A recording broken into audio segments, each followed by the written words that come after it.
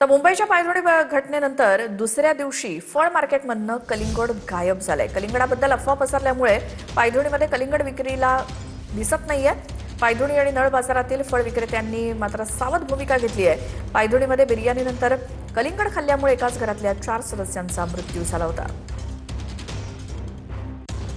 परिसरामध्ये 2 दिवसापूर्वी एकाच कुटुंबातील 4 सदस्यांचा मृत्यू झाला होता. कलिंगड खाल्यानंतर विषबाधा झाली असा प्राथमिक अंदाज जो आहे तो लावला जातोय. त्यानंतर पायथ्याडी परिसरातील जे फळ मार्केट आहे या फळ मार्केटमधील कलिंगड गेल्या 2 दिवसांपासून विक्रीसाठी उपलब्ध नाही अशी परिस्थिती जी आहे ती ह्या मार्केटमध्ये असल्याचं आपल्याला पाहायला मिळतंय. काल जर आपण पाहिलं तर काल देखील कोणत्याही या फळ मार्केटमध्ये कोणत्याही स्टॉलवरती कलिंगड जे आहे ते विक्रीसाठी दिसत नव्हतं आणि आजची देखील तीच परिस्थिती आहे. आजच्या दिवशी देखील संपूर्ण ह्या नळ बाजारातील आणि या संपूर्ण मार्केटमधील फ्रूटच्या स्टॉलवरील जे कलिंगड जे आहे ते कलिंगड गायब झाल्याचं चित्र आपल्याला या ठिकाणी पाहायला मिळतंय.